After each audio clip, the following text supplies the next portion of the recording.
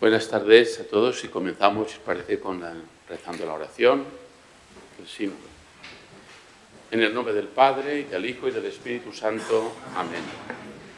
Estamos ante ti, Espíritu Santo, reunidos en tu nombre. Tú que eres nuestro verdadero consejero, ven a nosotros, apóyanos, entra en nuestros corazones, enséñanos el camino, muéstranos cómo alcanzar la meta, impide que perdamos el rumbo como personas débiles y pecadoras. No permitas que la ignorancia nos lleve por falsos caminos.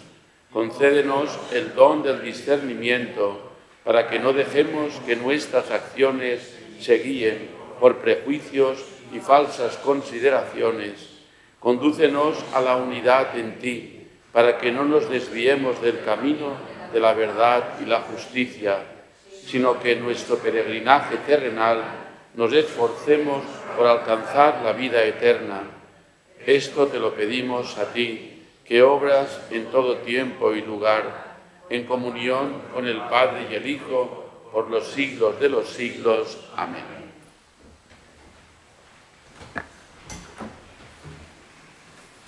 Muy buenas tardes y bienvenidos a todos. En primer lugar, agradecemos a la Universidad Católica, que está presente el rector, José Manuel, y en particular también a la Facultad de Teología, que también está el decano, don Santiago Pons, habernos cedido el salón de actos para esta conferencia de esta tarde.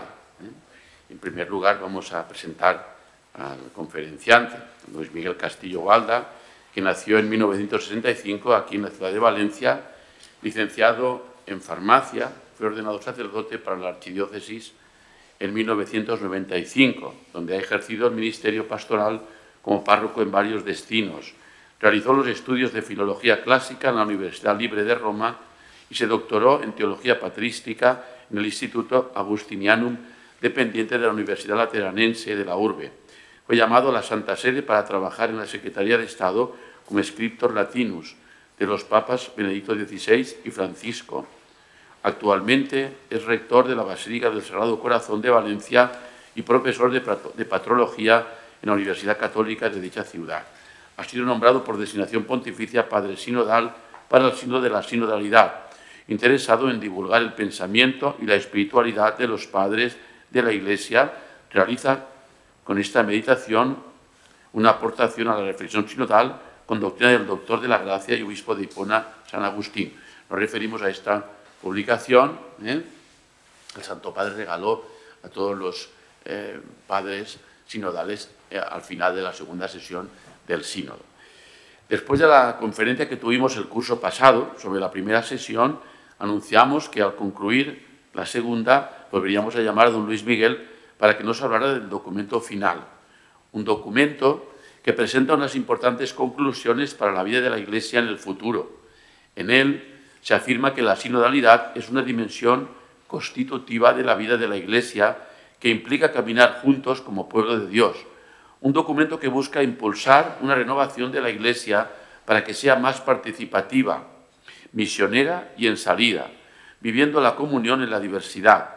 También quiero resaltar que en esta asamblea, como os he dicho, el Santo Padre regaló este texto que acabamos de presentar, del que él también nos hablará.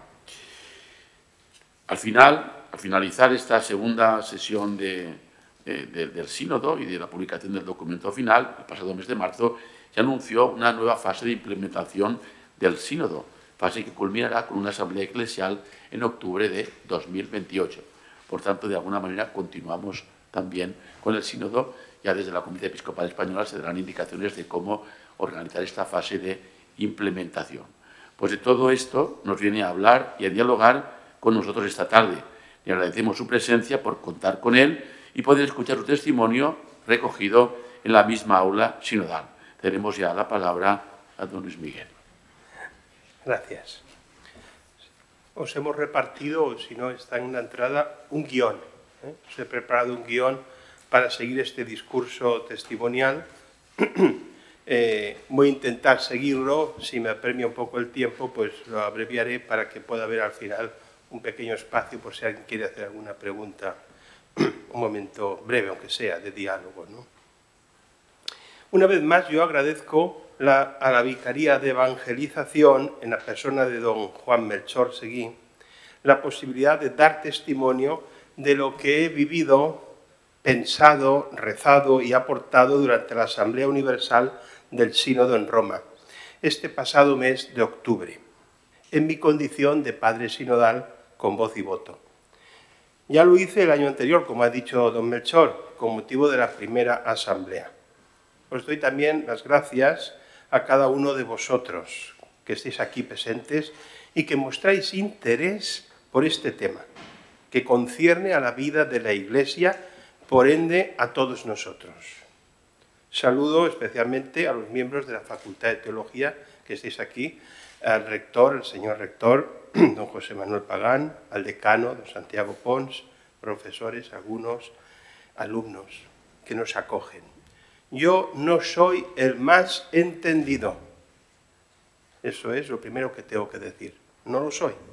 Quizá ni siquiera el más idóneo para realizar una relación acerca del sínodo celebrado, ya que no participé en la etapa diocesana y nacional, sorprendiéndome la designación del Papa para esta misión, pero os aseguro con sinceridad que una vez llamado a colaborar, lo he preparado y lo he intentado vivir con intensidad, pensando siempre en positivo, en el bien de la Iglesia de Cristo. El Papa quiso que yo estuviera, él sabrá por qué. Por mi discernimiento, me dijo en una ocasión, cuando le dije, pero usted, ¿por qué me ha elegido? Me dijo, porque tienes discernimiento. Se habrá dado cuenta él, yo no me había dado cuenta.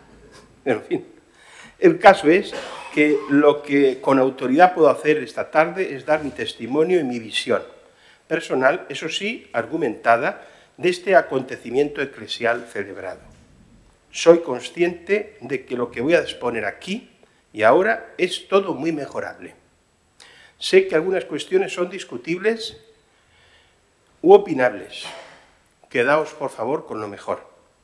He hecho lo que he podido y Dios me ha inspirado, habiendo siempre actuado en conciencia en las votaciones allí en Roma, en la Asamblea. En el guión os he puesto el punto 3, fundamento. ¿Cuál es el fundamento? Un poco de este discurso, vamos a llamar discurso testimonial, conferencia, no sé. Concilio Vaticano y Sínodo de la Sinodalidad. No podemos separar estos dos eventos, estos dos grandes acontecimientos de la Iglesia. La perspectiva sinodal con la que se colorea la Iglesia deriva de los postulados del Concilio Vaticano II y no debemos verlos separados el sínodo de ellos. Recoge la eclesiología de comunión, del Lumen Gentium, y la teología del laicado. Y la teología del laicado desarrollada también en el capítulo 4 del Lumen Gentium. Es decir, el misterio de la Iglesia como una Iglesia sacramento, signo e instrumento de comunión, de unión íntima con Dios, prioritariamente, y también entre los hombres. Y la teología del laicado, que fue expuesta en el capítulo 4 del Lumen Gentium, como bien sabéis la mayor parte, y que sostiene la auténtica igualdad entre todos los miembros de la Iglesia, en cuanto a la dignidad y a una acción común, que es edificar el cuerpo de Cristo.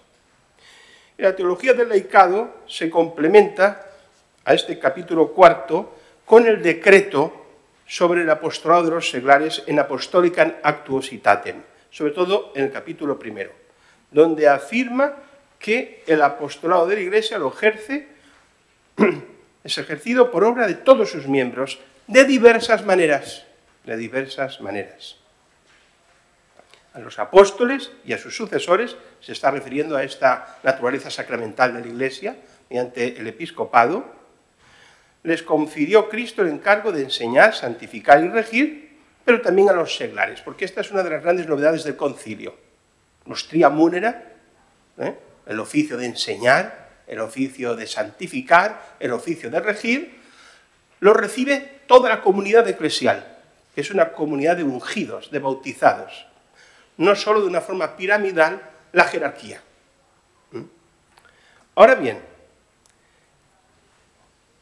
Dios llama a los laicos a que ejerzan su apostolado, dice el decreto Apostolica Actuositatem, en el mundo a modo de fermento, y que lo cumplan por la parte, dice, que les atañe. Y no dice más el concilio.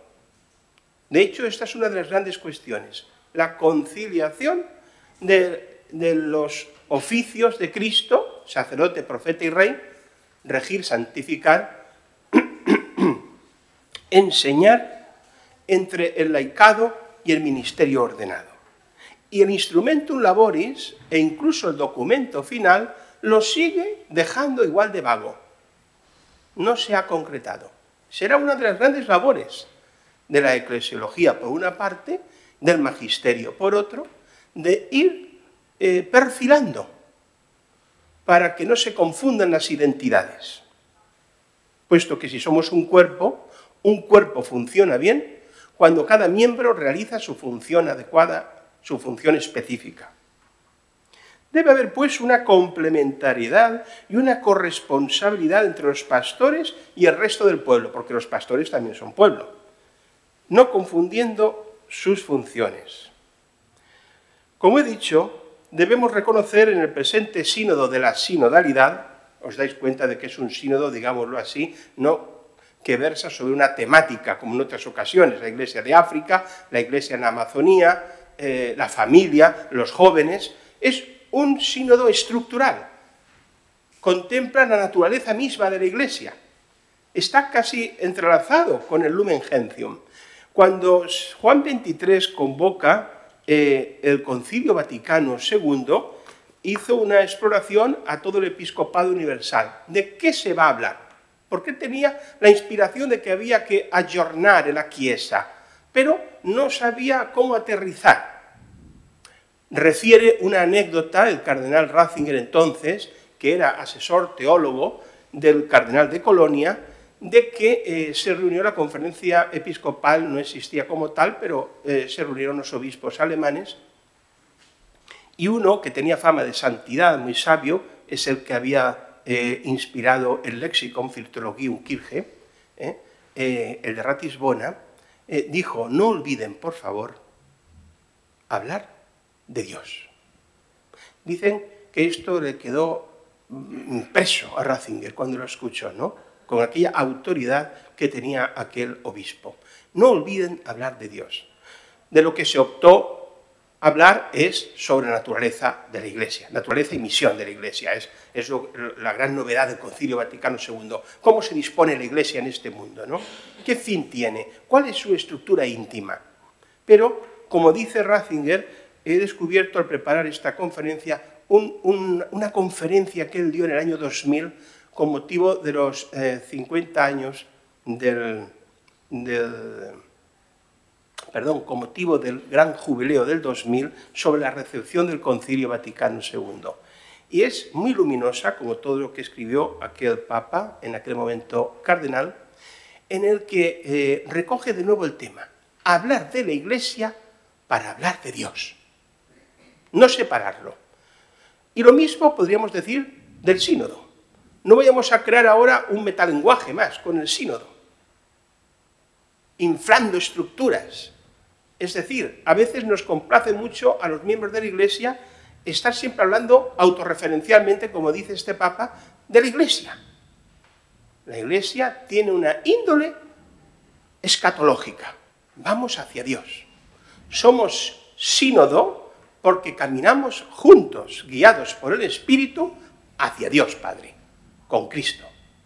Esto es muy importante. ¿Por qué lo he dicho? Primero, porque es una gran verdad. No había que separar el misterio de la Iglesia del misterio de Dios. E igualmente, porque a veces se nos van las cosas de la mano, incluso en este sínodo, y estando en la asamblea, ciertamente que el hilo conductor positivo de renovación de la Iglesia, pero a veces dices, bueno, decías, ya está bien, a ver si vamos a inflar con más estructuras la Iglesia, que ya tiene demasiadas, O vamos a convertir el sínodo, es la tentación, no digo que haya ocurrido, pero la tentación ha estado, en un vademecum de recetas pastorales, recetas litúrgicas, cuestión de Dios, cuestión de la Iglesia, para no ser excesivamente autorreferenciales, para no hacer del sínodo y de, como ha dicho don Melchor, esta implementación del sínodo con la asamblea anunciada, un narcisismo en el que estamos siempre hablando de la Iglesia y más de la Iglesia.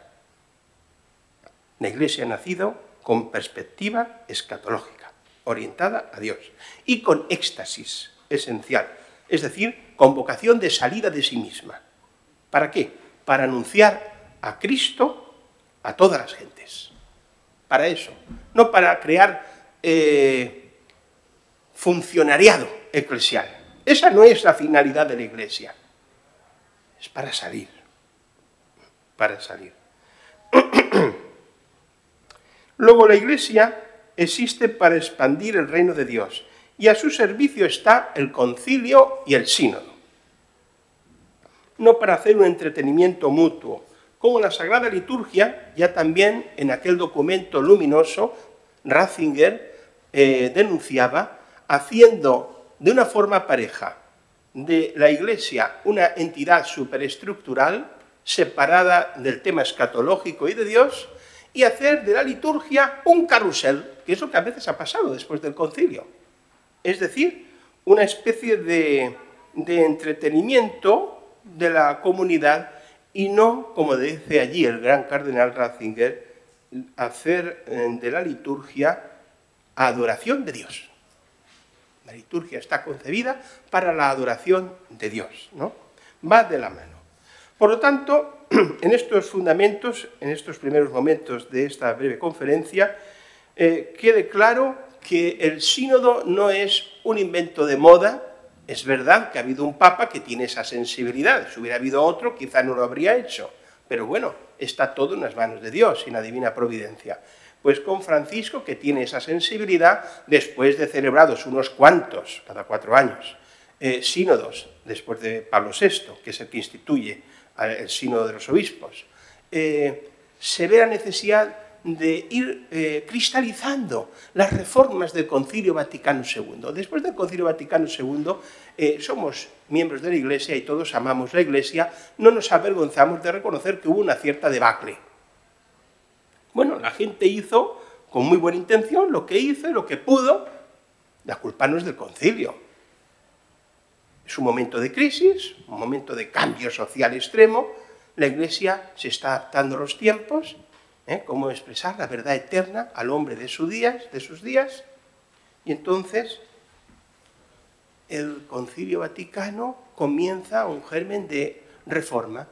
Si el Concilio de Trento fue el concilio de la contrarreforma, el Concilio Vaticano II es el concilio de nuestra reforma.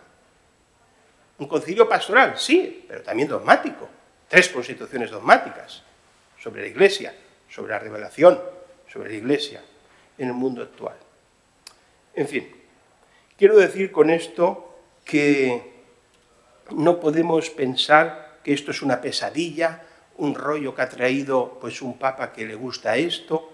Esto ya venía preparándose, había habido una cierta reflexión teológica, hay que concretar ya estos postulados del concilio, cristalizarlos, no ya hablar más de la letra y del espíritu del concilio, sino que hay que entrar en la realidad, Por lo tanto, Concilio Vaticano y sínodo, eclesiología de comunión y del laicado y sínodo, comunión y sinodalidad. El fundamento, no hace falta repetirlo, de la sinodalidad es considerarnos un pueblo, como he dicho, que camina en la historia juntos, estamos congregados, no por filias, no por estrategias humanas, sino por obra del Espíritu Santo, ¿no? Y esto, ya el concilio, apelando a la doctrina de San Cipriano, en su comentario a la oración del Padre Nuestro, lo hace ver como un reflejo de la misma naturaleza de Dios. Hemos dicho, no separemos la Iglesia de Dios. De igual forma que el Padre, el Hijo y el Espíritu Santo tienen una unidad, así también en la Iglesia hay una unidad que está, atención, realizada, llevada a cabo por el toagion pneuma, por el Espíritu Santo. La comunión en la Iglesia la construye aquel que es el armonizador del cosmos, es decir, el Espíritu Santo. No se puede hacer la unión de la Iglesia, el sentirnos sínodo, el caminar juntos, por filias o simpatías ideológicas o teológicas. Preparando la conferencia he descubierto unas expresiones muy interesantes en San Gregorio Nacianceno. En su discurso 41, él dice que la unidad en Dios no es síntesis en griego, síntesis, es sintaxis, es sintaxis. Es decir, no es una unión que funde y confunde, una síntesis, sino que es una sintaxis. Es un vínculo de concordia entre partes disímiles. Y de igual forma pasa en la Iglesia. La unidad en la Iglesia no es sintética, no nos funde y confunde. Seguimos siendo muy diversos. Pero es un vínculo, dice, ahora paso a San Basilio, otro grande, que comenta esto en su obra, comentando el Génesis, el Hexamerón, dice, eis mian harmoniam palin synagetai, es decir, ha creado y crea el Espíritu Santo un vínculo indisoluble de concordia entre lo disímil. Estos son los fundamentos. Esta es la comunión de la Iglesia. Y esta comunión, la forma de cristalizarse, ha derivado en este concepto que existía como institución, no como concepto, desde los orígenes del sínodo, la sinodalidad, con ese matiz que da a la comunión el caminar juntos, escuchando y realizando discernimiento. Esta es la aportación que enriquece el concepto inmenso, grande, basilar de comunio, la sinodalidad. Antes de proseguir, conviene decir algo de la autoridad apostólica y la corresponsabilidad entre todos los fieles, que es un tema que también afloró en la Asamblea Universal en Roma. Intuimos fácilmente que la gran cuestión del planteamiento sinodal de la Iglesia aparece entre una coordinación adecuada de la naturaleza apostólica de la Iglesia es apostólica, y la dignidad común de todo bautizado. Existen uno para el otro, el ministerio ordenado y el bautismal. Hay que evitar una vergonzosa lucha mundana de poder entre nosotros.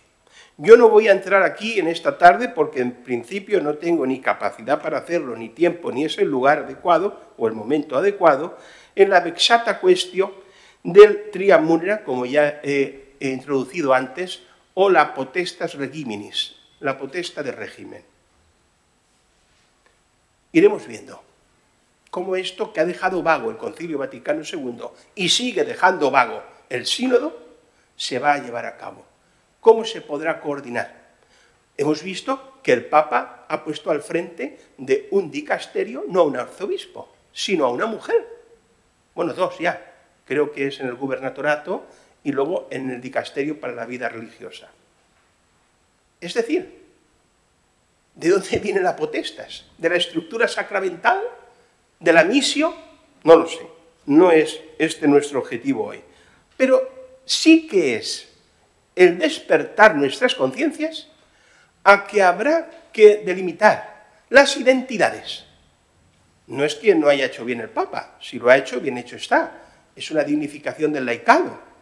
Pero habrá que ver cuáles son las competencias, cómo se puede coordinar en esa corresponsabilidad el sacerdocio universal bautismal y el sacerdocio por ordenación, ¿no?, ministerial.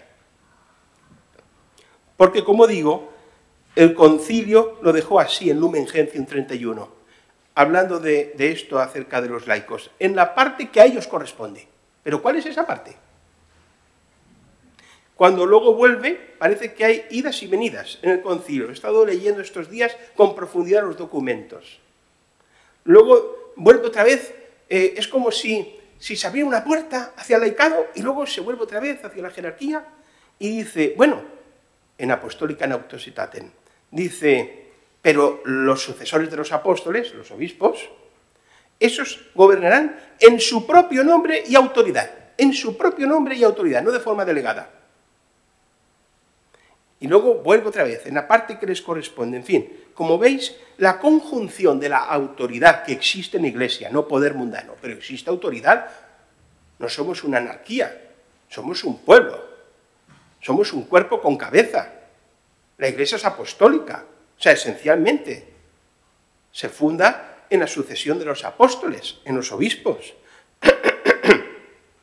Conjugar adecuadamente, armónicamente, según la voluntad de Dios, la autoridad de los sucesores de los apóstoles y la autoridad que tiene todo bautizado también.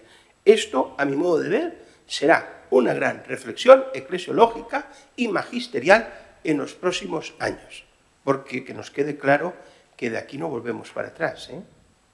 Yo estoy un poquito alucinado de ver el poco impacto que ha tenido a veces real la cuestión del sínodo. Pero esto es por donde va a caminar la Iglesia. Y no hay que hacerle una pesadilla, no nos han cambiado la Iglesia es una santa, católica, apostólica. Es la Iglesia de siempre, pero la Iglesia que se renueva, que se transfigura, no que se transforma. No es legítimo a nosotros cambiar la permutatio, que diría San Vicente de Lerins. Eso no nos es legítimo. Nos es legítimo la transfiguratio, transfigurar, renovar. Tiene que morir una forma para que lo sustancial persista. Y esto sí. De hecho, luego hablaré de cómo el documento final coge la imagen del resucitado, por hacer una especie de metáfora, de que muere una cierta forma de iglesia para renovarse, no para transformarse. Renovar, sí. Transformar, no. No es posible. Y la naturaleza de la Iglesia, todo lo que hacemos es para redescubrir lo que a lo mejor se había oxidado, no para introducir, según aquel lema patrístico, que creo que ya he citado varias veces en otras ocasiones, kaino su kainá, decían en griego los padres, de forma nueva, pero no una nueva Iglesia, de forma nueva. Así pues, si nos fuéramos a otro documento del concilio, no menos interesante, Christus Dominus, que es acerca de la vida y misión de los obispos, allí dice que ellos, sucesores de los apóstoles, enseñan con la autoridad recibida de los apóstoles la doctrina de la fe, cosa que no dice del laicado. Obviamente que un laico tiene munus docendi, tenemos profesores de teología que enseñan, tenemos catequistas, pero con la autoridad recibida de los apóstoles, solo los sucesores de los apóstoles. Me he empeñado mucho en esto, pero es que yo vi en el sínodo que se arrastraba la confusión y no se progresaba en este tema. Y no se ha progresado, ¿eh? No es una denuncia, yo vengo aquí a dar un testimonio. Igual si viniera otro, matizaría de forma diversa. Pero fijaos cómo en el documento final, si habéis tenido la ocasión de leerlo, el mismo Papa Francisco dice, bueno, la finalidad tampoco es siempre hacer declaraciones ya concretas, cerradas y finales. Él usa mucho el término proceso. Queda en proceso, muchos aspectos. Queda en proceso ver qué competencia jurídica y doctrinal queda en manos de las conferencias episcopales. Porque ahí se armó un pollo ese día en el sínodo que no vean ustedes. Tuvimos que interrumpir la asamblea y llamar a los teólogos. Porque los teólogos nos hacen falta. Es decir, va a ocurrir que haya una ruptura de la doctrina, de la unidad, que una conferencia episcopal pueda decir esto es pecado y esto no, y en Alemania no. Se formó una... En fin, ahí se paró todo, vinieron, hablaron, se fueron, volvieron y se calmaron las cosas un poco. En fin, queremos decir que la conferencia episcopal pues es un órgano obviamente al servicio de la colegialidad, de la comunión, de la sinodalidad, que tiene que optar por la inculturación en sus realidades. Todo eso está muy bien, pero hay que bajar, baja más. ¿Entonces qué? ¿Entonces qué? Pues que ha quedado en uno de esos puntos que se siguen estudiando como el diaconado femenino. Es decir, yo quiero que seamos adultos. Decir esto no quiere decir hacer una crítica destructiva, por supuesto, pero tenemos que acostumbrarnos a la realidad de nuestra Iglesia. Ni el concilio aclaró, ni el sínodo ha aclarado la conjunción de los dos sacerdocios, porque eso tiene luego concreciones en la vida de la Iglesia. Claro, el Papa ordena y manda, ya sabemos que tiene la suprema, la directa y todo lo que quieras de las competencias, ¿no? Entonces, en virtud de ello, pues nombra a un laico, nombra a una mujer. Bueno, pues esto hay que captarlo, está hablándonos el Espíritu por ahí. Ahora tiene eso que aclararse, clarificarse, ¿no? Clarificarse, ya lo digo. Al final, el Papa pues ejerce su potestad, suprema, universal, inmediata, como sabéis todos, que dice el documento Christus Dominus. Pero luego tiene eso que irse perfilando. Justificación del título. ¿Por qué yo me he fijado en este título? No es caprichoso. Fueron las dos palabras que yo más escuché en toda la Asamblea Sinodal, tanto de 2023 como de 2024. Escucha, discernimiento. Escucha, discernimiento, continuamente. Si ya se había desarrollado en el posconcilio el concepto de comunión, nos podríamos preguntar por qué plantear ahora el de sinodalidad. Como hemos dicho, sínodos ha habido, realizados de una forma o de otra, desde el origen de la Iglesia. El Papa Pablo VI instituye, con su famosa bula, no me recuerdo el nombre, pero lo tengo por ahí, el sínodo de los obispos. Y el Papa Francisco, pues, ha dado un espaldarazo a toda esta reflexión que se venía haciendo. Podemos decir, creo que ya he adelantado algo, que la sinodalidad aporta dos momentos espirituales, o matices, como son la escucha y el discernimiento. Pero atención, porque aquí he leído en algunos teólogos algo que yo no estoy de acuerdo. No voy a decir los nombres, porque alguno es muy famoso. La escucha, dicen, y el discernimiento crean la comunión. Eso es falso. Fortifican, protegen, vigorizan la comunión eclesial, la hacen más auténtica. Pero el único que crea la comunión es el Espíritu Santo, el armonizador del cosmos. Tal que, fíjense ustedes, creo que me van a dar la razón. Puede haber experiencias de comunión en circunstancias de escucha y de discernimiento precarias. Hay veces que no te entiendes con tu obispo. No lo digo por don Enrique. A modo de ejemplo. Exempli gracia. Entonces, no hay escucha. No te escuchan. Porque la autoridad puede convertirse en un monstruo que anula el resto, como a veces ha pasado en la historia de la Iglesia. No hay discernimiento. ¿Por qué ha enviado usted a ese hombre allí?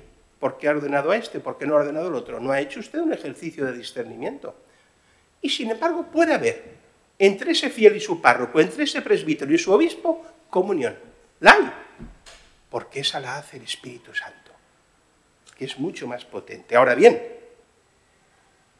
hay que rescatar a la Iglesia de la desidia espiritual, porque no se puede afirmar que caminan juntos, sínodo, sinodalidad, los que no se escuchan, los que no se tratan, los que no tienen familiaridad, los que no hacen nunca un discernimiento comunitario. Para Gilles Routier, que fue miembro de la Comisión Teológica del Sínodo, yo en el primero no tuve constancia de él, en el segundo sí. Dice, la sinodalidad, por aquello de que incrementa, da color a la comunión, dice algo sobre la forma original de gobierno en la Iglesia, ya que implica el trabajar juntos, el reunirse en asamblea, mediante la participación y enseguida el adjetivo, diferenciada de todos. Participar todos, sí, pero de forma diferenciada, perdón. Fijaros que habla de gobierno, yo diría mejor de estilo de relaciones en el seno de la Iglesia. La sinodalidad, hemos dicho, despliega, tal y como se está concibiendo con estos grandes acontecimientos eclesiales, Concilio Vaticano II y Sínodo de la Sinodalidad, toda la eclesiología desarrollada o incoada en el Vaticano II. Muy bien, pero se hunde sus raíces en la Iglesia patrística, en la Iglesia de los padres. He encontrado esta expresión en la carta número 14 de San Cipriano, del siglo III, San Cipriano. Nil sine consilio vestro, et sine consensu plebis, mea privatim sentencia gerere. Es decir, desde el principio de mi episcopado, dice Cipriano, he establecido como norma no tomar decisiones privadamente sin vuestro parecer, colegio de presbíteros, y sin la aprobación del pueblo. Pues ahora vais a ver la densidad de esta expresión, porque le da más importancia al pueblo que al clero. Dice, consensus, consentimiento, referido al pueblo, mientras que para el clero dice consilium, consejo.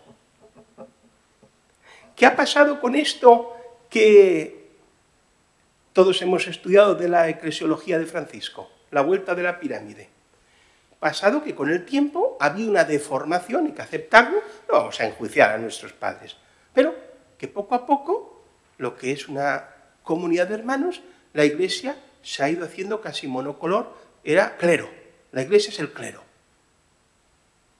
Pues fíjate, un gran pastor como fue Cipriano, dice, tampoco hace una norma genérica, la hace para su vida, como se dijo en el sínodo. No habrá reforma sinodal si no hay reforma de conversión en cada uno.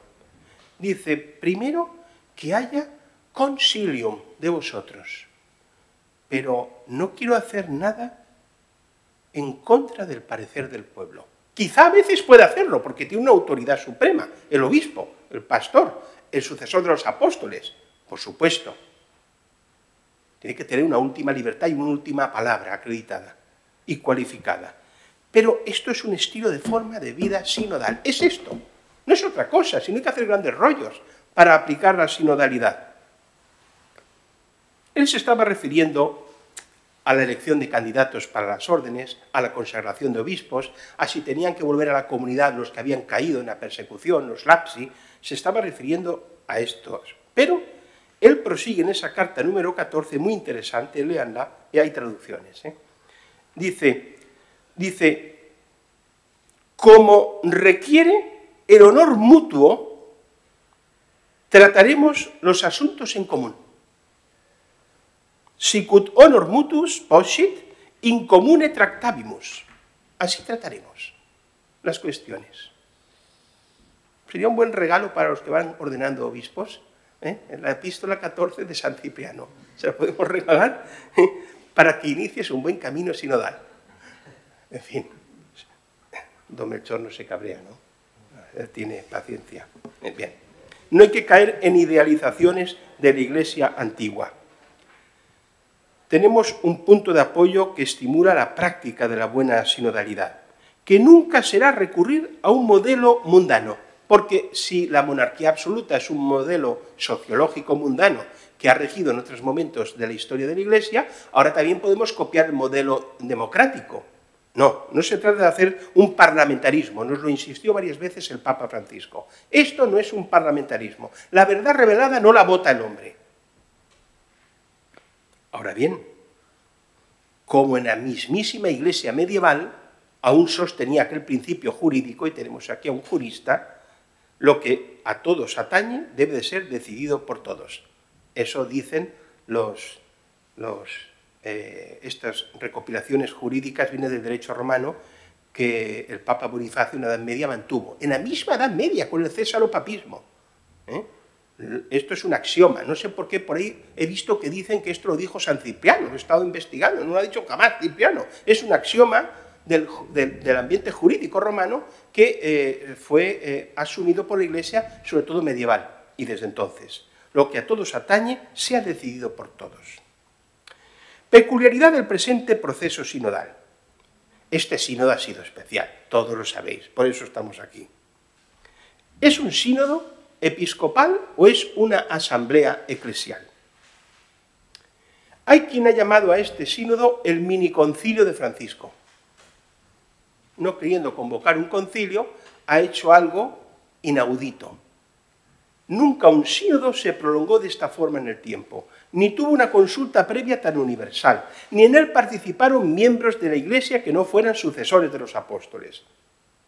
Bueno, sí, había técnicos, había teólogos, lógicamente. También en el sínodo de Hipona del 393 participó como presbítero San Agustín, aclarando tantas cosas que todos los obispos le instaron a escribir de Símbolo et Fide, una de sus obras. Bien. Pero nunca. Por tanto, lo primero que quisiera aclarar, aunque lo que se ha realizado a alguno de vosotros os pudiera parecer más o menos procedente, es que no es algo ajeno a la naturaleza de la Iglesia. Francisco se ampara en la bula constitucional, y ahora sí que tengo el título, de Pablo VI, Apostólica Solicitudo, 15 de septiembre del año 1965, acababa de nacer yo. Entonces, dice allí, este sínodo, como todas las instituciones humanas, se podrá ir perfeccionando con el pasar del tiempo. Ah, ahí se ha agarrado Francisco. Lo ha hecho así. No ha hecho nada que no esté en la naturaleza de la Iglesia. Choca porque es un sínodo de obispos. Bien, pero la autoridad no queda lesionada, sino fortalecida por la participación del pueblo. No hay que huir de él. Es decir, ¿es un sínodo episcopal? Sí. Pero, como lo creó así Pablo VI, ya dijo que con el pasar del tiempo se podría ir, digamos, perfeccionando, yo digo que entren el resto del pueblo de Dios. Y así lo ha hecho. ¿Se pensó con Pablo VI en que participasen miembros no obispos? En absoluto. Léete las normativas, me las he leído con paciencia, de la bula de formación del sínodo, y en ningún momento. Solo se aceptaban varios generales de órdenes, una presencia escueta, y técnicos, teólogos, que hacen falta. Pero el Papa Francisco, con este ímpetu por la sinodalidad, ve que introducir en la asamblea, en el sínodo, usemos sin excesiva precisión los términos, no era ajeno a la naturaleza de la Iglesia. Es verdad que el obispo, el sucesor de los apóstoles, no se congrega sinodalmente como un delegado del pueblo. Esto hay que tenerlo claro. La sinodalidad no es parlamentarismo democrático. La soberanía no es como la Constitución civil, la da el pueblo. El obispo no es un delegado del pueblo, es un testigo de Dios. Esta misma expresión y con estas mismas palabras las dijo Henri de Libac. Mucho cuidado con lo que estamos haciendo. Cuando le hicieron una entrevista sobre el Concilio Vaticano II, ya en una perspectiva de 15 años, me parece, antes de morir él. Dice, el obispo es un testigo de Dios. Está ungido y tiene autoridad que procede por vía apostólica desde Cristo. No la da el pueblo. Ahora bien, esa exusía, esa autoridad conferida por Dios, que no es poder o dinamis mundano, no se ve cercenada por la presencia y colaboración del pueblo. Antes, al contrario, el pastor es pastor con respecto al pueblo. Y el caso es que así lo ha visto el Papa actual y así se ha hecho. Ahora, yo, dicho esto, les digo también lo que yo viví allí. Hubo cierto malestar en parte del episcopado, que abogaba más bien que se haga un sínodo episcopal y una asamblea eclesial. que sean dos momentos de discernimiento. La asamblea, lo bueno que tiene esta modalidad, digamos, del Papa Francisco, no hagamos demasiados santos a los papas, antes de hora. Entonces, la modalidad del Papa Francisco lo que sí que asegura es que se escuche al pueblo. Claro, si tú nunca entras, nunca escuchas esa voz. Porque en la Iglesia escuchamos mucho las voces de unos pocos y poco las voces de muchos. Muy bien. Entonces, esto sí que lo tiene, esa frescura. Ahora bien, hay que discernir. Todas las ideas, sean de lo que sea, de gobierno, de renovación doctrinal, en fin, lo que tú quieras, con la autoridad magisterial de los obispos. Venimos de nuevo al mismo problema que antes hemos propuesto. En fin, el caso es que si no se hubiera introducido gente que no hubiera sido, o sea, pueblo de Dios, que no hubiera sido obispo, yo no hubiera estado. Claro, esto chocaba, porque yo votaba al lado del arzobispo de Nueva York, con voz y voto, como él. Entonces yo digo, bueno, a mí mismo me chocaba, soy sincero. Comprendo, pero esto es un poco, hay que acostumbrarse a que la Iglesia pues no puede pegarse a modelos, a modos, a formas. Las formas caen, mueren, para que subsista lo esencial. Entonces, estamos en un momento aún de incertidumbre. De hecho, se ha convocado, como ha dicho don Melchor, una asamblea para el 2028. Ahora ya se habla de una asamblea. ¿Hacia dónde derivará esto? Yo estoy más que convencido de que esto va a depender no de Francisco, sino de su sucesor. ¿Se van a hacer asambleas eclesiales y sínodos episcopales? Yo creo que sí, pero me puedo equivocar. Yo creo, después de haber escuchado a un montón de obispos y de haber visto el ambiente, porque todo queda muy bonito, pero luego también hay que ver, y en esas asambleas, ¿quiénes participan? ¿La tía Tomasa de tu pueblo o el funcionario eclesiástico? Porque claro, los funcionarios de iglesia, o sea, esos laicos que están siempre dando vueltas al ambiente eclesiástico, esos tienen un estilo de pensamiento, etcétera. ¿Dónde hay más religiosos? ¿Dónde hay más madres de familia? ¿Dónde hay más...? Claro, o sea, hay que tener mucha finura en la elección de los miembros de una asamblea. Bien. Como bien podemos intuir, el sínodo, como tantos otros encuentros eclesiales, conlleva toma de decisiones, es decir, ejercicio de gobierno, que corresponde al obispo, sucesor del apóstol, con una última palabra cualificada y autorizada como padre y pastor que es.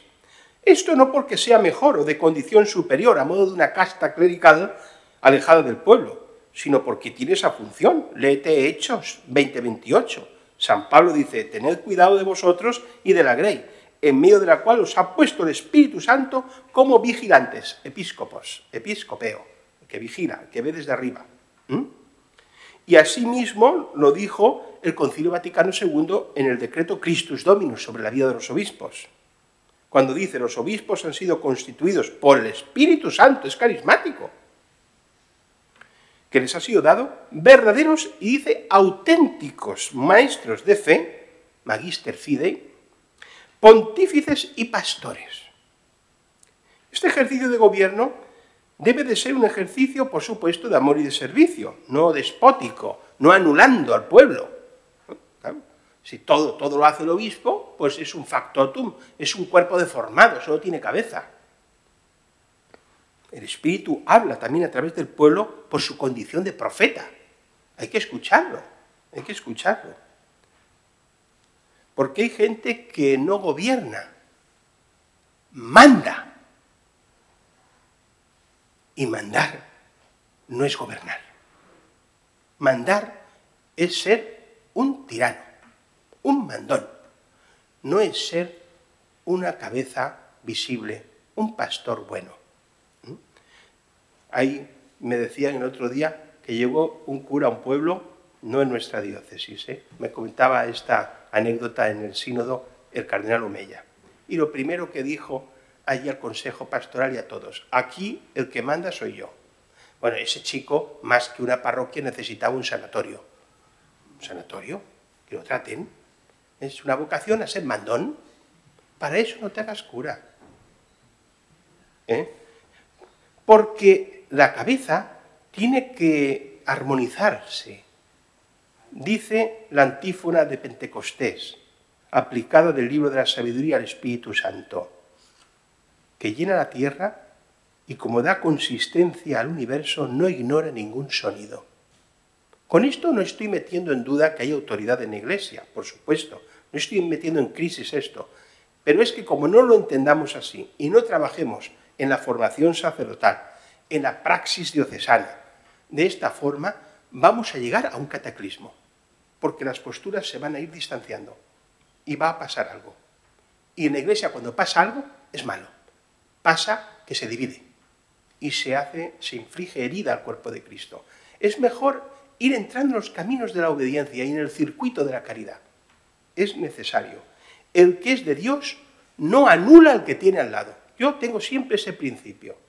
Me dicen, oye, este es un fenómeno y tal. Digo, vamos a ver a quién me presentan y tal. Y hay personajes que cuando estás con ellos te anulan, como si no existieras. Bueno, pues entonces poco concomita con el Espíritu Santo. Porque el Espíritu Santo no ignora ningún sonido. San Ignacio de Antioquía, se nota que me dedico a los padres porque les tengo preferencia. Entonces, en la carta a los tralianos, dice, para que veáis que ahora me sitúo en el polo opuesto, en el de la autoridad, no hagáis nada sin contar con el obispo. Someteos también al colegio de los ancianos. No vamos a entrar ahora en la eclesiología de Arnau y de todo esto. Los que hemos sido alumnos y todo esto sabemos lo que decía sobre el episcopado. Pero bueno, debéis de respetar al obispo, es figura del Padre, de Dios. Sin él no hay iglesia. Pero ese argumento, es obvio que el argumento de San Ignacio de Antioquía se le puede dar la vuelta y formularlo, nada sin obispo, pero tampoco hay obispo sin iglesia. Nulla ecclesia sine episcopo. Ningún obispo, nullus episcopos sine ecclesia. De tal forma que el Concilio Vaticano II y en el sínodo volvió un poquito una voz así un día y luego ya se callaron. Se ve que hicieron algún obispo auxiliar y ya se cayó. Pero empezó a discutirse, ¿esto de obispos auxiliares? ¿Esto de obispos titulares? ¿Esto de obispo de la curia? Pero al día siguiente ya no se habló. Y dije, mira, ese lo habrán hecho obispo, seguramente auxiliar. Bien, el caso es que la Iglesia es apostólica. No podemos disolver la figura del obispo sucesor de los apóstoles. Esto también es importante. Instrumentum laboris y documento final. Bueno, nosotros fuimos a trabajar sobre un instrumento de trabajo llamado Cómo ser una iglesia sinodal misionera. Es decir, aquí no venimos a hacer más estructuras, como decía Ratzinger, a juegos y vademecum, hacer un vademecum de normas pastorales, de estilos de liturgias y otras cosas parecidas. Venimos a ver la naturaleza de la Iglesia y su misión. La misión es fundamental, la misión. Ordenarlo todo a Dios. Iglesia, Dios. Y entonces se habló de la misión y se nos propuso 3 grandes módulos: relaciones, itinerarios y lugares. ¿Relaciones entre quién? Entre los miembros del pueblo de Dios. Hay que sanear, hay que reformar estas relaciones. Obviamente hablamos de sinodalidad porque la vivimos de una forma precaria. No es como un capricho o una ideología del momento. Relaciones entre los ministerios. Se propugnó mucho la creación de ministerios bautismales para que florezca en la sinaxis eucarística, que es el momento de mayor intensidad sinodal, la vocación de cada uno y se vea cómo todos nos complementamos. Se habló también de los itinerarios, es decir, cómo cuidar dichas relaciones. Se dijo que a través de la escucha de la palabra y de los hermanos y el discernimiento, escucha y discernimiento. Hay que escuchar, hay que potenciar las estructuras que ya existen de escucha y crear nuevas. Sobre todo, más que estructuralismos, es crear un estilo. El párroco llega, en vez de decir el primer día, aquí mando yo, di, oye Tomasa, ¿cómo está tu marido? Yo qué sé, algo así, no sé, en fin, ser un poco más cachonormales. Es decir, no, convocar el consejo, escuchar. También se insistió al que colabora más intensamente en la Iglesia y dejar siempre una puerta abierta para los que están más en el extrarradio, ¿no? Instrumentum laboris, itinerarios y lugares. Se habló de la evaluación de las actuaciones, claro, un poco el lenguaje de nuestro tiempo, la rendición de cuentas, el discernimiento comunitario, que conduce a la participación en la toma de decisiones. Es decir, hay que escuchar el parecer y luego tomar la decisión. No hay que hacer un paripé, una ficción de sinodalidad. Es decir, esto es consultivo, tú di lo que quieras, vale, ya estaba tomada la decisión. No, hay que escuchar y que se note que se ha escuchado, que se ha tenido en cuenta. Eso no quiere decir que el obispo tenga que hacer, que el pastor tenga que hacer lo que dice el consejo, ni lo que dice. Pero no es normal que se separe como sistema. No sería normal. Yo os digo, relata réfero, lo que allí se trató, que por otra parte son cosas de sentido común, ¿no? La última parte, acerca de los lugares, nos invitaba a estudiar la realidad de la Iglesia en sus concreciones diversas. Esto es una sensibilidad de este sínodo. Yo, por ejemplo, no la tengo, digo la verdad. Y todo esto, tuve un pequeño litigio con un obispo del Perú, que se empeñaba en que había que hacer una pastoral diferente entre los que estaban en la parte selvática, de los que estaban arriba en la montaña, de los que estaban en la ribera. Y dije, este tío se ha vuelto loco, no sé, en fin, todo se puede sacar de madre. Sin embargo, el tono, el tenor, quiero decir, del sínodo era atender a la realidad multicultural. Bueno, ya sabéis, ¿no?, que es lo que ahora pues somos más sensibles. Los lugares. También en la cuestión de los lugares se cuestionó mucho lo de la parroquia entendida como la tenemos ahora.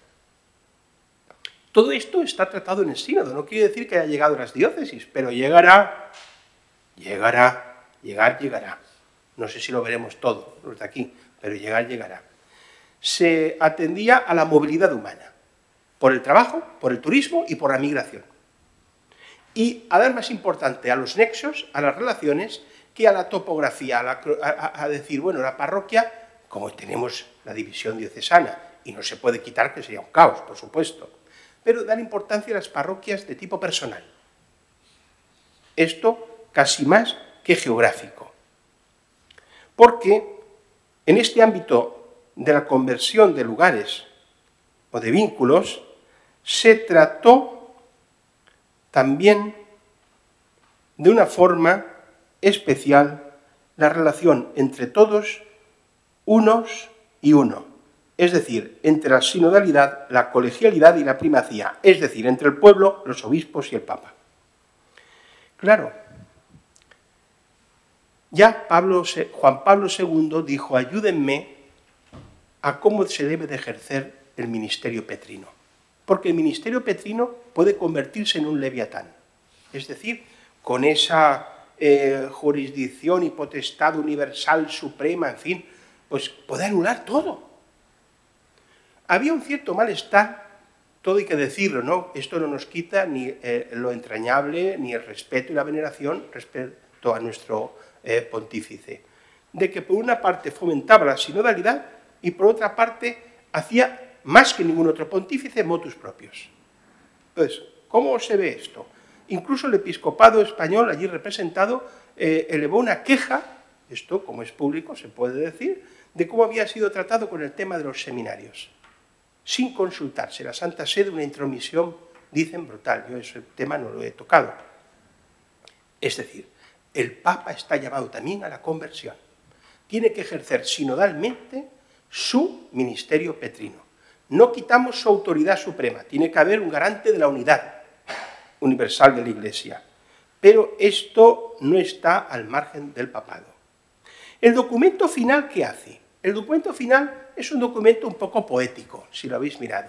Es decir, coge los trabajos del Instrumentum Laboris que hemos hecho en estos 3 módulos y les da un colorcito así del resucitado. Es decir, coge los relatos de San Juan, del resucitado, a la pesca, vamos a la pesca, no temáis, y dice, las conclusiones que habéis hecho las organizamos como un encuentro con el resucitado, como queriendo decir en pocas palabras. Muere ciertas estructuras de la Iglesia y resucitan. Hay una muerte y resurrección. Voy a acelerar para terminar.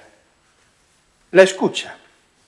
El que tenga oídos, que oiga lo que el Espíritu dice a las iglesias. Ya he hablado de la escucha y de que el Papa nos dijo que esto no era una degradación en un mero parlamentarismo democrático.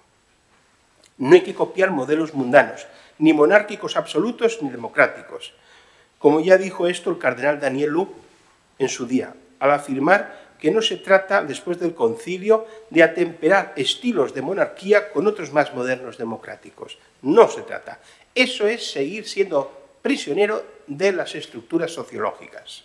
La Iglesia, sus relaciones son no de mero consenso por mayoría, sino de fruto de comunión. Y la comunión está creada, hemos dicho, en medio de mucha precariedad de escucha y de discernimiento por el Espíritu Santo.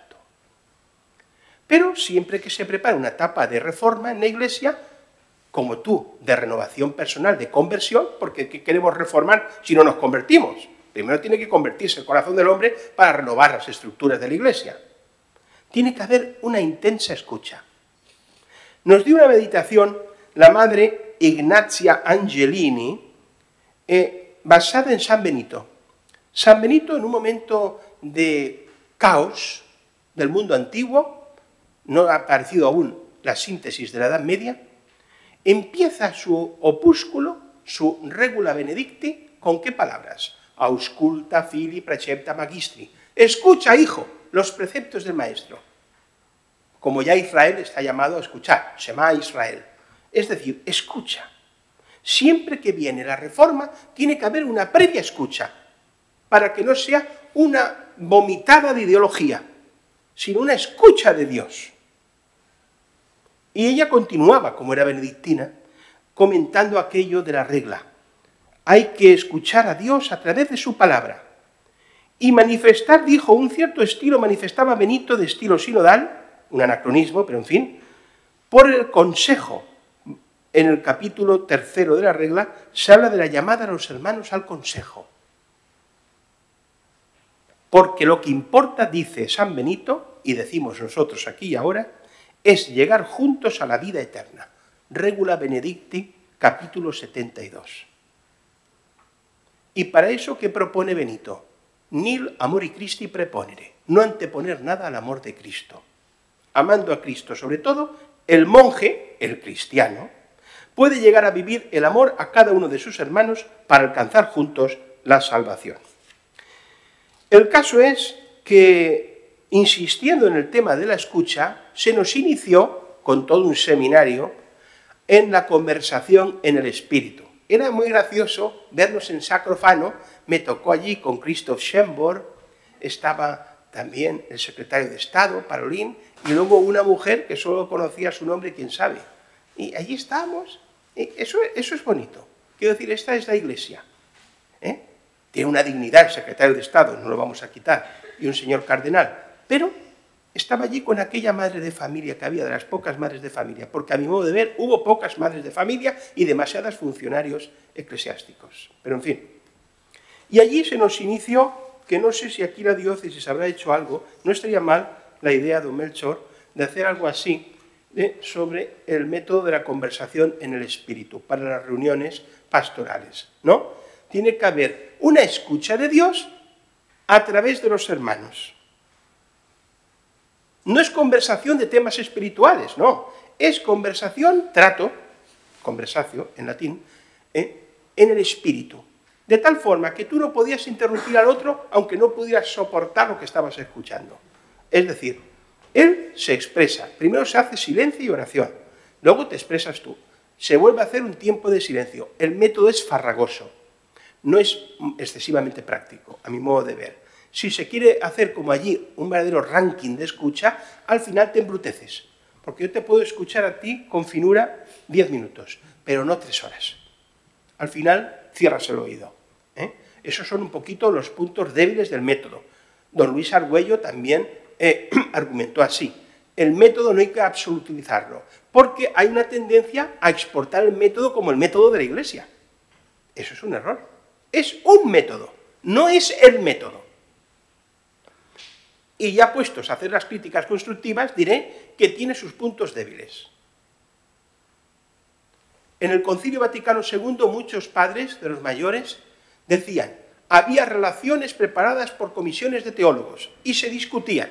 Aquí no hay momento de discusión, solo que luego en la segunda vuelta tú dices el eco de lo que ha dicho el otro y te ha golpeado, positiva o negativamente.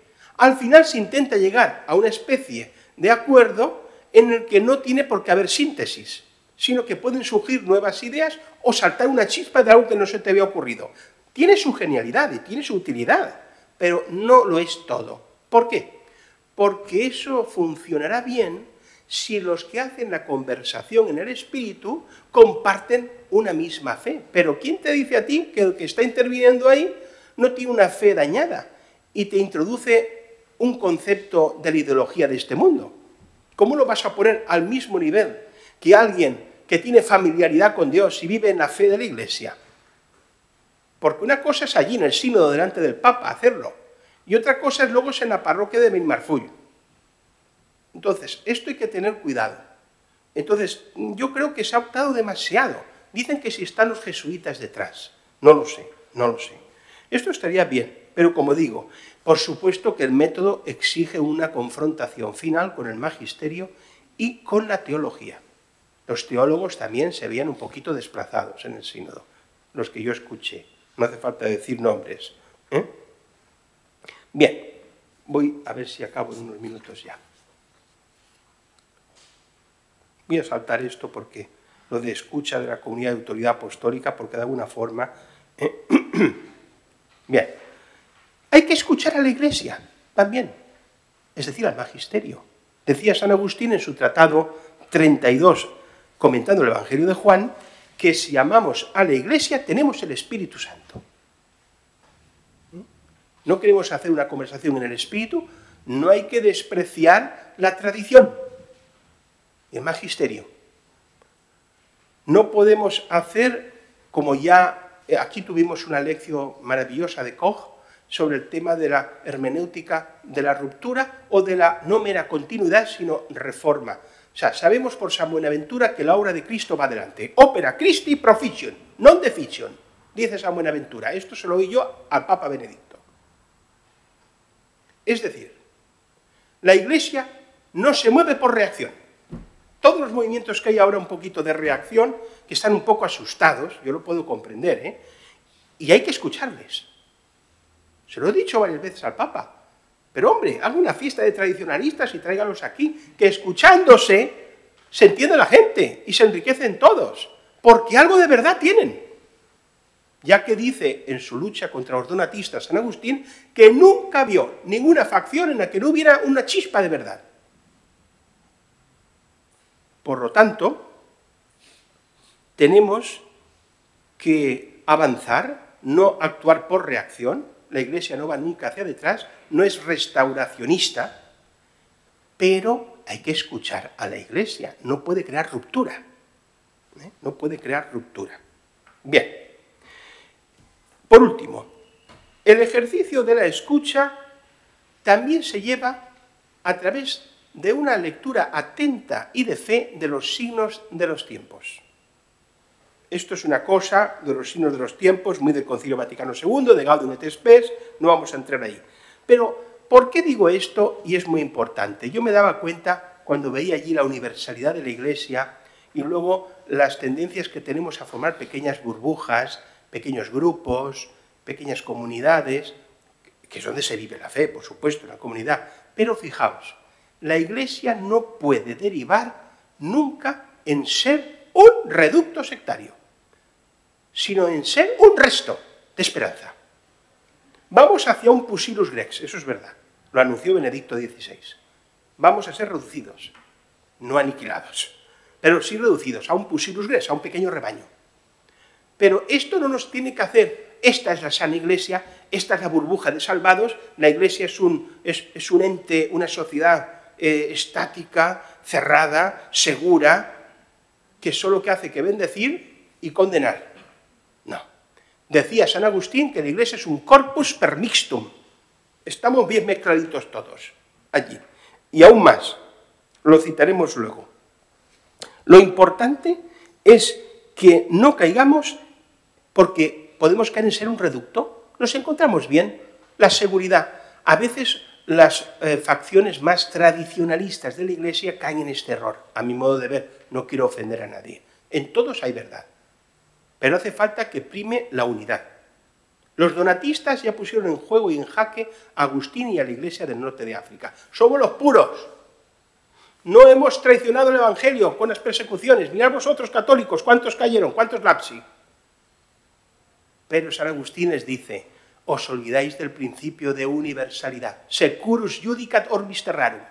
El conjunto de la Iglesia es la infalible. Y juzga con corrección. Nunca una parte. Esto también me servía, retorciendo el argumento, para la Iglesia alemana. Yo lo veía allí.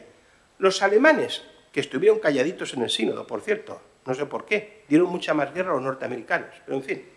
Sí, porque hubo una monja que allí en medio de todos se levantó y dijo, vamos a ver, Santo Padre, ¿quién me va a ordenar sacerdote? Porque yo tengo vocación. Nos quedamos todos alucinados. O sea, es una cosa, yo digo, era estadounidense. Bueno, vengo a deciros esto, porque olvidaban los donatistas y olvidan a veces secciones de Iglesia el principio de la universalidad. La verdad está en todos a la vez, no en una parte más moderna, que va con los tiempos, llámese Alemania, más tradicionalista, llámese los grupos más tradicionalistas, que se conservan como puros porque deforman el concepto de tradición en una cuestión de algo estático, ¿no? La tradición es viva, actualiza a cada momento lo que viene del origen, que es la salvación ofertada en Cristo. Discernimiento. El Espíritu Santo y nosotros hemos decidido, porque hay que reunirse para tomar decisiones. En fin, hemos hablado de la importancia de la escucha, pero ¿se escucha para qué? Para obedecer a Dios, no al mundo. Lo que de Dios viene, no lo que puede emerger en el corazón de mundano. Por lo tanto, hay que discernir. El discernimiento es una obra espiritual, no te la enseña ningún libro. ¿Cómo se alcanza mejor éxito en el discernimiento? Cuanto más familiaridad tienes con el Espíritu Santo. Así lo afirma Barsanucio de Gaza, que lo conocía su madre y yo. Pero en fin, con esto le ha bastado. Ha llegado hasta nosotros. Barsanucio de Gaza, en su carta 265, dice claramente que llegarás al criterio de discernimiento a través de la familiaridad con Dios y de las fatigas del corazón. Y el discernimiento comunitario. El discernimiento comunitario exige entrenamiento también, de escucha mutua, para reconocer dónde sopla el Espíritu y dónde sopla el mundo. Porque en la conversación en el Espíritu alguien te puede estar metiendo un gazapo. Se requiere cocer en nuestro corazón la vida. Sin autognosis o autoconocimiento no puede haber, obviamente, discernimiento. Dice San Benito que tiene que ser el monje providus et consideratus. Moderación y prudencia. Y asimismo lo revalida la Suma Teológica de Santo Tomás, para poder hacerlo. Ahora bien, sin llegar a una gran teología del discernimiento, de lo que se trataba es, de teniendo familiaridad con Dios, participar en la toma de decisiones. Como he dicho, en la toma de decisiones no hay que caer en las dos deformaciones del despotismo, que lo puede ejercer la autoridad apostólica, el pastor, el cura, el obispo. El despotismo del sacristán, pues la verdad es que tiene poca relevancia. Bien, pero también los hay, también los hay, porque afán de poder hay en todos los sitios. y la familiaridad entre los miembros del pueblo de Dios. Cuando tú vas conociendo al otro, cuando tú haces autognosis y alcanzas también el corazón del prójimo, ya tienes un juicio más perfecto. Si tú no alcanzas el corazón del otro, si no hay familiaridad, si no hay sinodalidad, trato, tú siempre tienes en el otro alguien en quien desconfiar. Entonces así se puede construir muy bien poco. Lo de reformar sí, transformar no, como lo he tratado lo salto. Lo saqué en otro lugar, pero bien.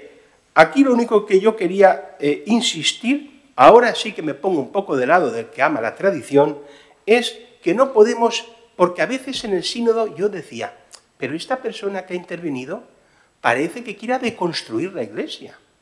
O sea, tú no estás construyendo la Iglesia, o sea, la Iglesia te viene ya dada. O sea, decía en el capítulo 23 del Commonitorium, o Commonitorio, San Vicente de Lerins, que se acepta en el mismo dogma, como no en todas otras facetas de la vida de la Iglesia, el profectus de proficio, ¿no? Es decir, el progreso, pero no la permutación, no la transformación, el cambio que conlleve pérdida de las propiedades. Esto es muy importante. O sea, yo tengo que tener delicadeza y escuchar al hermano, pero escuchar también a la tradición y al magisterio.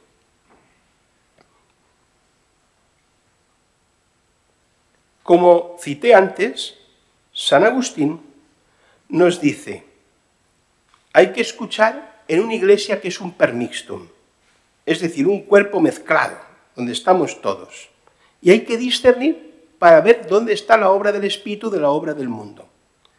Porque tiene una afirmación muy atrevida en su sermón 213. Dice, la Iglesia católica, verdadera madre y esposa, hay que honrarla por ser la señora de tan gran Señor.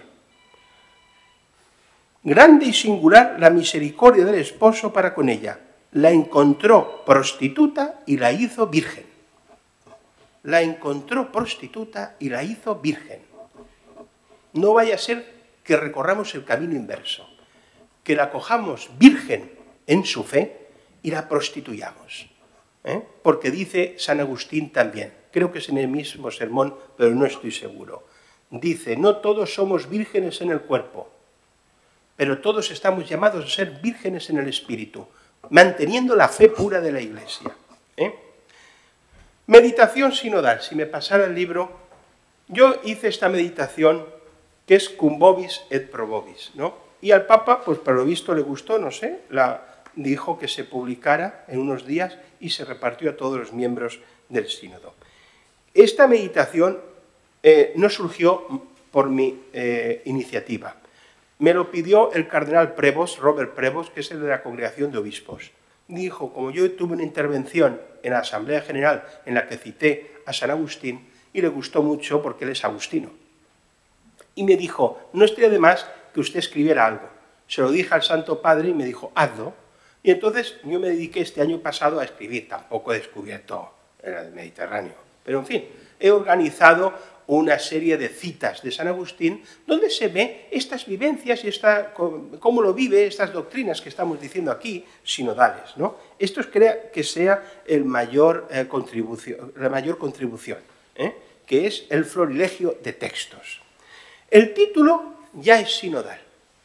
Cum vobis et pro vobis, es decir, autoridad y común dignidad. Cum vobis episcopus sum, cum vobis Christianus sum, con vosotros soy cristiano. Et pro vobis episcopus, y para vosotros un obispo. Esta frase nunca la dijo San Agustín, es de San Cesario de Arles, pero bueno, ha pasado así a la historia. Agustín dijo, soy pastor para vosotros, pero soy oveja con vosotros. Eso lo dice comentando el Salmo 126. Bien, pues bueno, los temas que aquí se tratan sobre cómo se concibe la vida del pastor, la vida del obispo, son de una rabiosa actualidad. O sea, Agustín es un hombre moderno, es un hombre de ahora. O sea, te sirve toda su reflexión. Entonces, en esta pequeña contribución que llamo meditación, y que, por cierto, me han dicho, se puede comprar. Yo no gano dinero ninguno, quiero decir, aquí han puesto un código QR por ahí para el que lo quiera pedir, pero está en Paulinas también y en el Edilva a un precio de coste.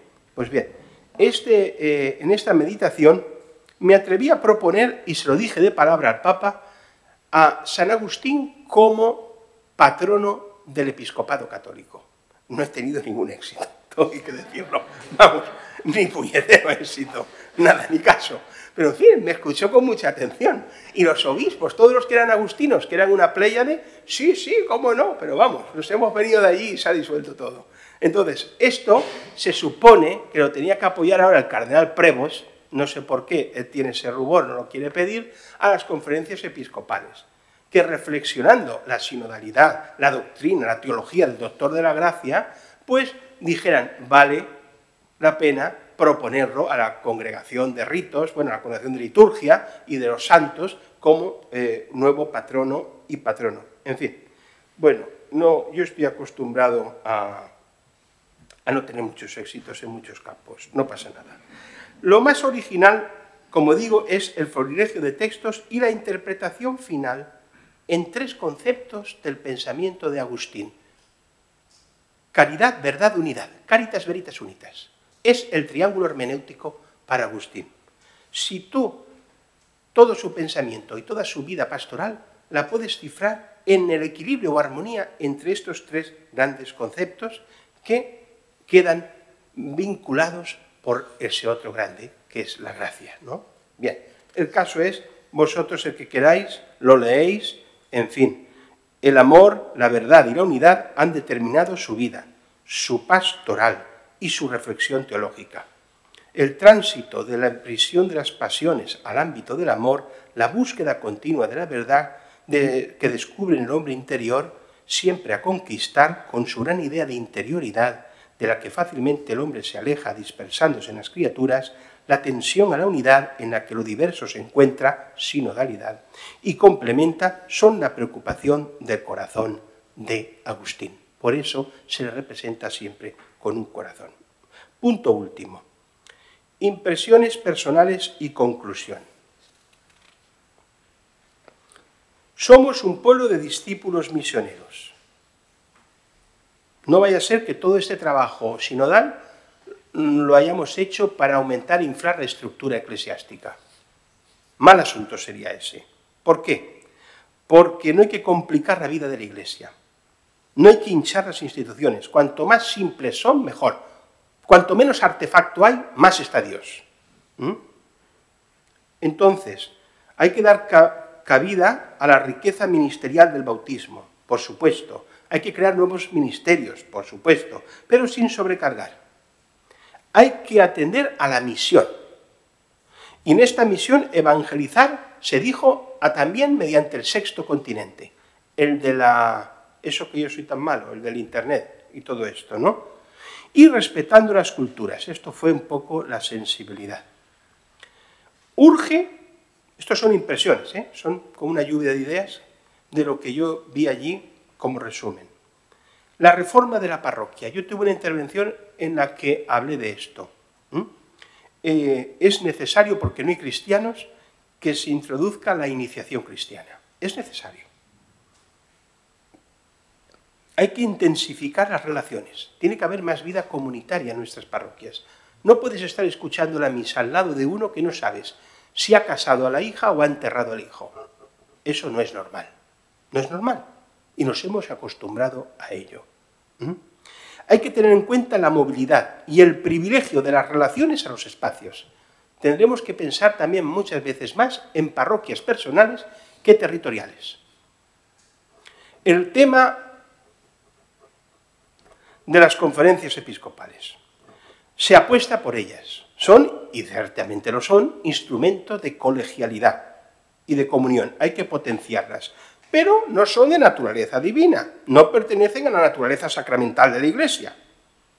Observo, igual que he dicho antes, en lo de las funciones del ministro y del sacerdote, perdón, del laico y del sacerdote, que ha quedado vago,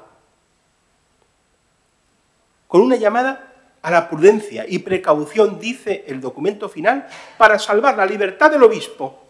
Hubo uno que intervino en la asamblea, no voy a decir el nombre, es famoso: los obispos tienen que plegarse a todas las decisiones de las conferencias episcopales. Y yo, pues no me gustó, y hice otro argumento, citando, por cierto, a Henri de Libat. El obispo no es delegado, es testigo de Dios. Y aunque no tiene por qué separarse, porque tiene que trabajar la comunión y la sinodalidad, tiene libertad para, dadas las circunstancias de su iglesia local, no verse sometido a toda la normativa que pueda salir o los consensos de una conferencia episcopal. Por no decir el gran problema que viene, que es: ¿van a darse jurisdicción a las conferencias episcopales más de las que tienen? ¿Va a haber ámbito doctrinal? Porque había quien decía que tengan libertad de jurisdicción, entonces quiere decir que en la iglesia de Nigeria y la iglesia de Alemania puede haber una diversificación tan tremenda, casi hasta de doctrina, que rompería la unidad católica. Y entonces se han dado cuenta y han echado para atrás. Entonces hay que ser prudentes, prudentes. Se deja en proceso. O sea, Francisco II que lo piense. Quiero decir, esto está así. El sínodo de los medios y el sínodo real. Ha habido un sínodo de los medios que no era el sínodo real, como si allí nos pasáramos el día hablando de la comunidad LGTB, de la ordenación de mujeres y del celibato opcional. 3 temas de los que no se trató prácticamente nada. Allí de lo que se hablaba es de la naturaleza de la Iglesia, de la renovación sinodal y de la misión. Eso hay que decirlo, y eso es verdad. Voy a dejar los puntos de espiritualidad sinodal, como tendremos un congreso de teología, y en fin, y ahí hablaremos, pero sí que os digo una cosa: la Iglesia está basculando el acento y el matiz, sin despreciar la tradición, hacia lo sustantivo, bautismo, dejando lo adjetivo, el ministerio ordenado. Hasta ahora había un descomunal desarrollo de la espiritualidad, el sacerdocio, todo esto. Ahora la sensibilidad va girando desde un aspecto sinodal más al bautismo, a lo sustantivo, a lo común, entre todos, ¿no? El sacerdote, esto tampoco pasaba antes, no es un mago que tiene poderes, está en la comunidad, y tiene lo que tiene para el servicio de la comunidad. Hablaríamos también mucho de la escucha, de que se ha fomentado el que se cree el ministerio de la escucha, porque la gente no la escucha a nadie, pero no solo los de dentro, que haya uno que tenga una puerta abierta a la iglesia, para el que está alejado en situación irregular, que no sienta un muro, que haya alguien que le escuche, que le entiende, que no le enjuicia, que le abre una puerta. Luego ya irá actuando Dios. Bueno, ahora sí que termino. Ha sorprendido una vez más la decisión del Papa Francisco, es un hombre de sorpresas, todavía nos dará alguna antes de morir, ya lo veréis, de no escribir una exhortación postsinodal. Para algunos ha sido una carencia de ejercicio del ministerio petrino, porque él tiene también que ejercer su ministerio petrino. Muy bien. Pero él dice que no, que esto, que es magisterio ordinario, es magisterio ordinario, deja abiertas cuestiones. Ha querido hacer este ejercicio para el sinodal de su ministerio, dice que lo ha ejercido así, y que hay que madurar. Diaconado femenino, rol de las conferencias episcopales, encuentro entre sacerdocio común y sacerdocio ordenado, a lo largo del tiempo. De hecho, hay unas comisiones de teólogos, va a haber otra asamblea. Es decir, esto no para. Pero no hay que tener miedo, es la vida misma. Esto no para. Ahora, todo sínodo tiene que tener conclusiones, ¿no? Conclusiones. Él dice que no todo es estrictamente normativo. Invita a tomar decisiones en las iglesias locales coherentes con lo que se indica en dicho documento. Pero se requiere tiempo, dice él. La postura del Papa Francisco es que no todas las discusiones doctrinales, morales o pastorales deben de ser resueltas con intervenciones magisteriales. Claro, esto crea un problema con los moralistas muy fuerte, que quieren normas más universales, y él habla de no hacer normas universales para ciertas cuestiones. Yo en eso no entro. Relata, recero. Yo solo lo expongo. Va a ser, a mi modo de ver, lo más complicado lo de las conferencias episcopales. Eso yo ahí veo un campo de batalla profundo. Todos, hermanos, vamos a proseguir nuestro camino sinodal, sostenidos no por este papa o por este otro papa, no hay que ser excesivamente papistas. Cuando me preguntaba Francisco, ¿y tú qué tal aquí? Dije, mire, yo persevero porque no soy papista. Es decir, he estado con Benedicto, estoy contigo y estaré con Juanico si viene. Es decir, no hay que ser excesivamente papista, sino es la esperanza, como dice San Pablo a los Romanos, quien no defrauda. Estamos en un año muy intenso, final de la Asamblea Universal del Sínodo e inicio del Gran Jubileo. Ojalá que no cejemos en el empeño de reformar sin romper, reformar sin ruptura, de evangelizar y salir hacia el mundo sin dejar de trabajar por la unidad interna, porque si me abro mucho al mundo, pero cada vez hay más tensión dentro, no somos creíbles. La unidad no es una cuestión de disciplina, es una cuestión de caridad, es teologal. Hay que escuchar a todos, todos. Como dice el Papa, todos cabemos. Ahora le decimos al Papa, pero hay que escuchar a todos también. Porque dice San Agustín que en todos hay algo de verdad. Porque si no, las tensiones preparan un cisma. Preparan una división, de momento psicológico, pero puede llegar a darse el real. Me gusta mucho terminar con San Agustín. El ánimo fraterno, ya esté de acuerdo conmigo o no, siempre me ama. Esto es lo importante. Yo escuchaba allí gente que a mí no me gustaba su pensamiento, pero dije, pero esto es grande, que nos podamos escuchar con respeto, que nos podamos amar, aunque sea en un mínimo grado. Hay demasiada tensión interna en la Iglesia y hay demasiado enfado. Estamos demasiado enfadados. La verdad está en la Iglesia entera, nunca en la parte. Y una vez más, como ya terminé, si se acuerda don Melchor el año pasado, termino con el axioma, que no sé por qué dicen que es de San Agustín, y jamás lo dijo, que citó en su primera encíclica, Ad Petri Cathedram, Juan 23. In necessaris unitas, en lo necesario, unidad. In dubis libertas, en lo que es dudoso, libertad. In omnibus caritas, pero en todas las cosas, amor. Haced lo que podáis y confiad cada día en Dios. Lo demás ya vendrá por añadidura. Muchas gracias.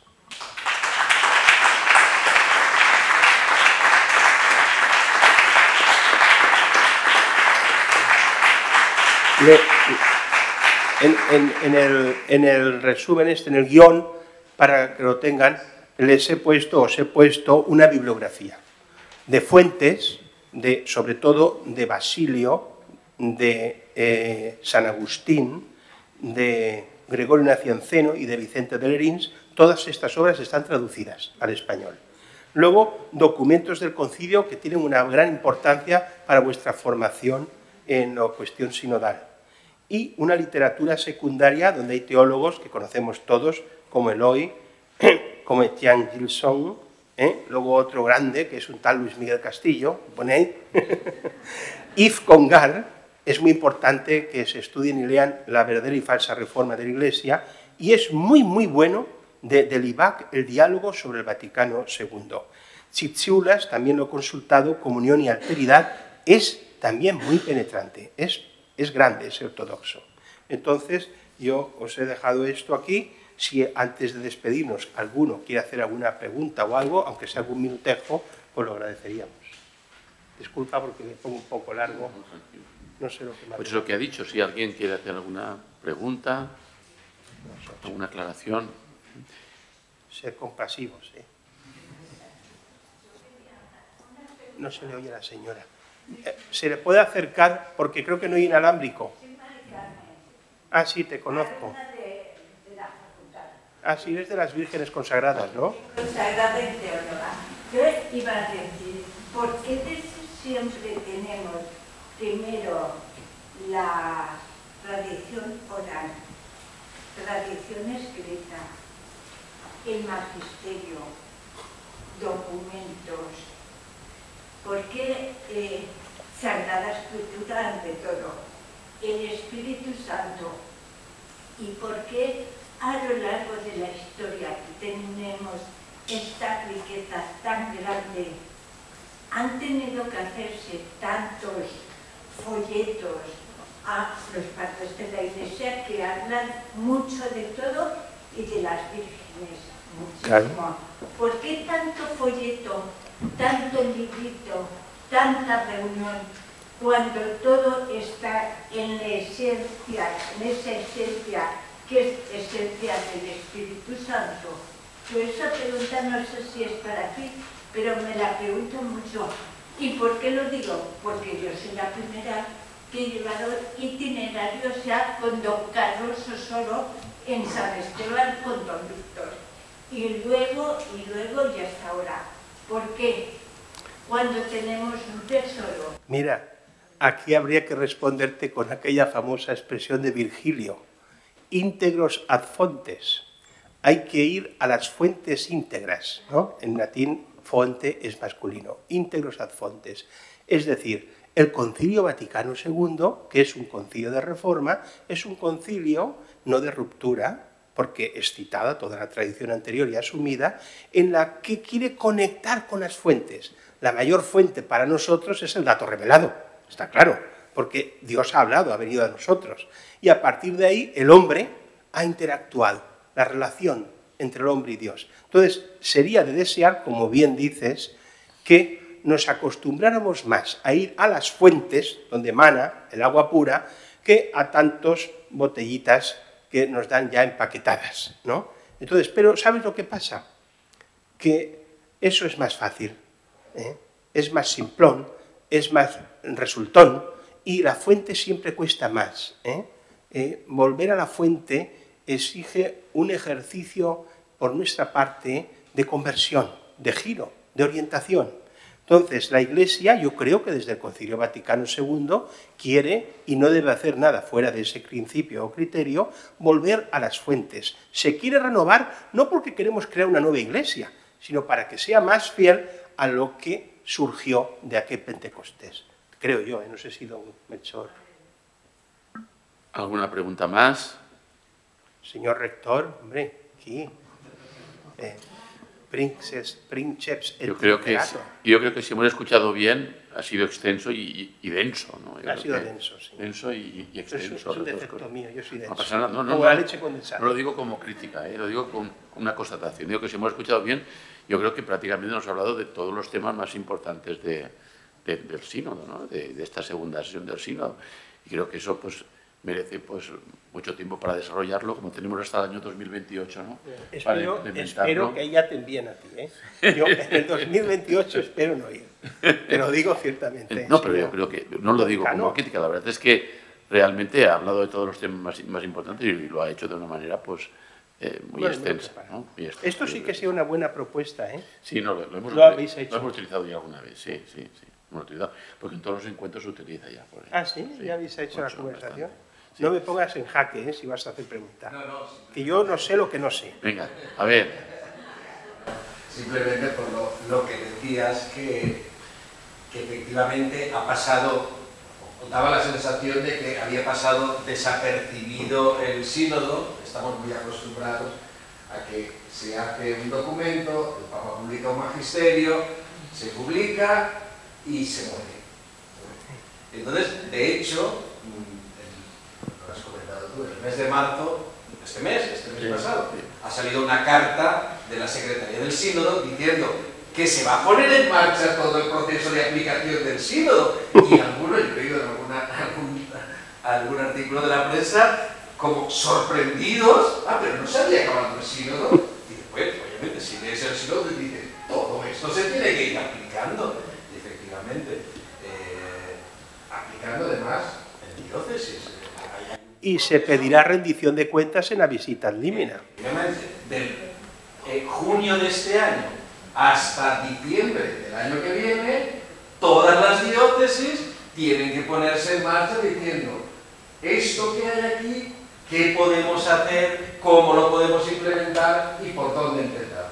Y una vez hecho eso, el Papa dirá, ¿y qué han hecho ustedes? Y se dan orientaciones para saber cómo se tiene que hacer también.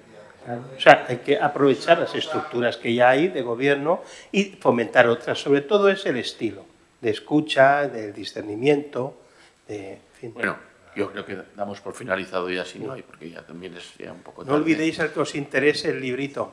Eso es. ¿El qué?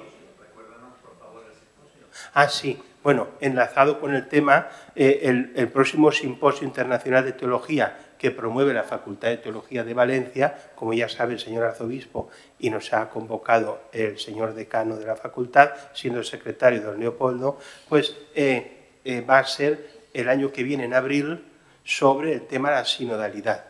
Algunos de los teólogos que hemos citado vendrán invitados y se tocarán estos temas. Yo me corresponde presidir la mesa de espiritualidad, para lo cual ya tengo un cierto guión y desarrollaré algunas ideas y, bueno, se os informará, lógicamente. Ya sabe, don Enrique, esto. Bueno, pues muchas gracias a todos por la asistencia. A vosotros. Aquí despedimos la conferencia. Muchas gracias.